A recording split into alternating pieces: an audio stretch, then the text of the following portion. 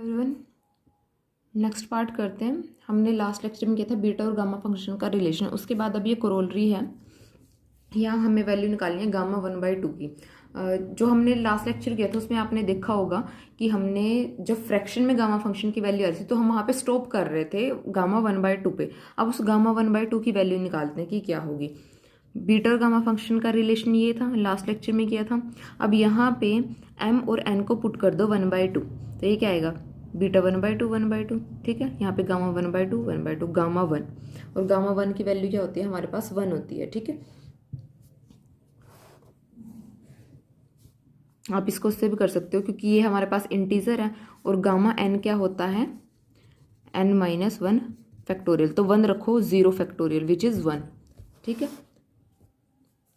अब यहाँ से हमारे पास क्या आएगा गामा 1/2 स्क्वायर बीटा 1/2। अब गामा 1/2 की तो वैल्यू निकालनी है, इसके बारे में तो हमें कुछ पता ही नहीं, बट बीटा 1/2 की वैल्यू हम निकाल सकते हैं, ठीक है। तो यहाँ पे हमने बीटा फंक्शन की डेफिनेशन लगा दी और वहाँ पे m और n को 1/2 रख दिया।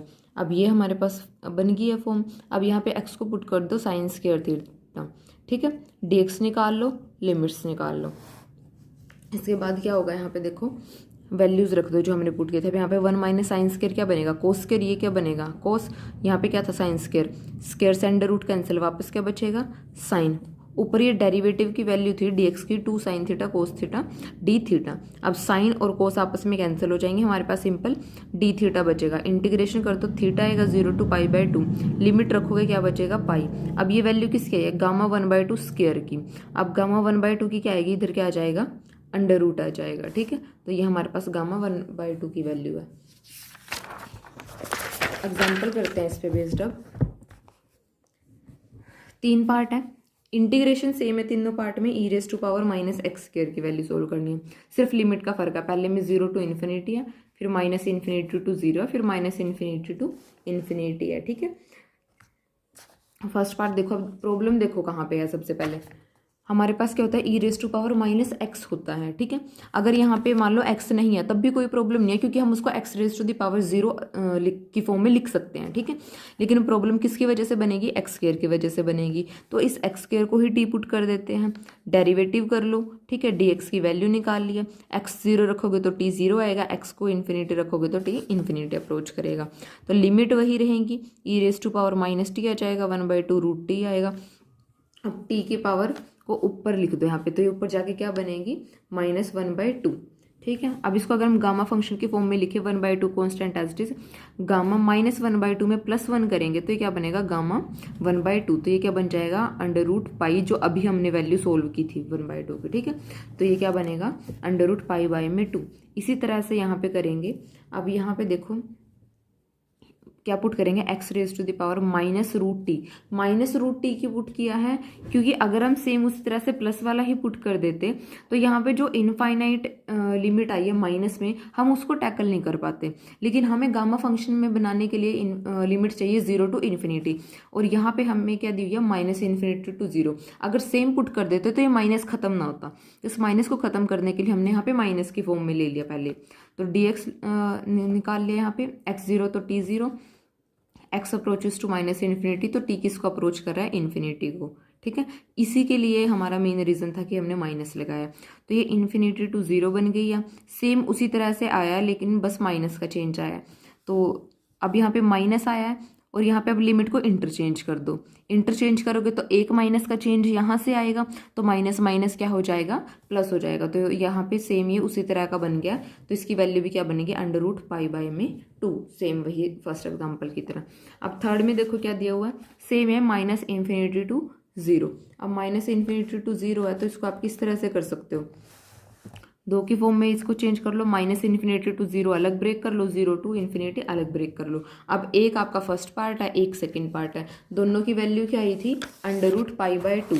अब यहाँ पे क्या हो जाएगा, इनका ट्वाइस हो जाएगा क्योंकि सम करेंगे। इसकी वैल्यू थी √π/2, इसकी वैल्यू थी √π/2, ठीक है। तो सम करेंगे क्या आ जाएगा √π आ जाएगा। सेकेंड एग्जाम्पल देखो, √e⁻⁻x³। अब सेम उसी तरह से प्रॉब्लम कहाँ पे आ रही है गामा फंक्शन बनने में, x³ में प्रॉब्लम है, ठीक है। x की पावर से तो कोई फर्क पड़ता ही नहीं है, तो एक्स क्यूब को क्या पुट कर लिया टी, ये क्या बनेगा t raise to the power 1/3 dx निकाल लिया, लिमिट वही सेम रहेंगी। तब यहाँ पे वैल्यू रख दो, तो ये क्या बनेगा हमारे पास t raise to the power 1/6, क्योंकि 1/2 था तो 1/3 इंटू 1/2 1/6 बनेगा। E raise to the power -t हो जाएगा और ये कंप्लीट इसकी वैल्यू आ गई dx की। अब t की पावर को कंबाइन कर दिया, e raise to the power -t dt S T रहा, कॉन्स्टेंट को बाहर रखा। अब ये आपके पास क्या बना t raise to the power -1/2। अब गामा क्या बनेगा ये 1/2, क्योंकि गामा कैसे होता है पावर में 1 ऐड करने पे मिलता है हमें, तो -1/2 में 1 ऐड करेंगे कितना बनेगा 1/2 बनेगा। तो इसकी वैल्यू वापस क्या है हमारे पास √π, और ये 1/3 साथ में चल रहा है तो इसकी वैल्यू क्या हो जाएगी √π/3। सेकेंड पार्ट देखो, ये इंटीग्रल दिया हुआ है, ठीक है, x कॉमन ले लिया तो क्या बना √x √3 - x। अब अगर आप इसको ध्यान से देखो, ये हमें गामा फंक्शन का किसी भी तरह से नहीं लग रहा है, ये किस की तरह लग रहा है अगर आप इसको सोचो थोड़ा सा, ये हमें बीटा फंक्शन की तरह लग रहा है। यहाँ पे 3 है वो बात अलग है, पर अगर हम इसको ऊपर भेजे तो ये कुछ कुछ बीटा फंक्शन की फॉर्म का हम इसको बना सकते हैं, जिस तरह से आपने फर्स्ट एक्सरसाइज में किया था, तो इसको उसी तरह से लेके चलेंगे। अब अगर मैं यहाँ पे x को पुट कर दूँ 3t, 3 को कॉमन निकाल लूँ तो ये बन जाएगा बीटा फंक्शन की फॉर्म का, जस्ट इन वैल्यूज को ऊपर ही तो भेजना है पावर के साथ, तो इसलिए मैंने यहाँ पे क्या पुट किया x को 3t, तो dx क्या बनेगा 3dt। यहाँ पे जब x को 0 रखेंगे t 0, x को 3 रखा तो t 1। अब यहाँ पे वही वैल्यूज को पुट किया, 3 कॉमन निकाल लिया, ठीक है, तो ये 3 से 3 आपका कैंसिल हो जाएगा, और ये आप पावर को यहाँ पे ऊपर भेज दो -1/2 -1/2, क्या बन रहा है ये बीटा फंक्शन ही बन रहा है। तो ये किसकी वैल्यू है बीटा 1/2 1/2 की, और बीटा और गामा का रिलेशन आपको पता है, gamma m gamma n gamma m plus n, ठीक है, और 1/2 की वैल्यू कितनी है √π और गामा 1 की 1, तो ये क्या बनेगा पाई बनेगा। तो इसका आंसर आपके पास क्या आ गया पाई आ गया। थर्ड देखो, x raise to the power n e raise to the power -a² x²। तो अब आपको समझ आ ही गया होगा कि आपको क्या करना है हर एक एग्जाम्पल में। अब आप किसको पुट करोगे t a² x² को t पुट करोगे, ठीक है, तो यहाँ से x की वैल्यू निकाल लो, x² क्या बनेगा t/में a², तो x क्या हो जाएगा √t/में a, डेरिवेटिव निकाल लिया, लिमिट्स निकाल ली, यहाँ पे वैल्यू रख के t की पावर को कंबाइन करो और कॉन्स्टेंट को अलग करो। यहाँ पे a raise to the power n है और यहाँ पे 1 है, तो a की पावर कितनी हो जाएगी n+1, उसको बाहर रखो क्योंकि वो कॉन्स्टेंट है, 2 को बाहर निकाल लिया। t की पावर कितनी हो जाएगी n/2 यहाँ से आएगी और -1/2 यहाँ से आएगी, ठीक है, तो अब ये क्या बनेगा गामा n/2 + 1/2, तो ये आपके पास क्या हो जाएगा गामा फंक्शन की फॉर्म में हो जाएगा। बाकी के एग्जाम्पल हम नेक्स्ट लेक्चर में डिस्कस करेंगे।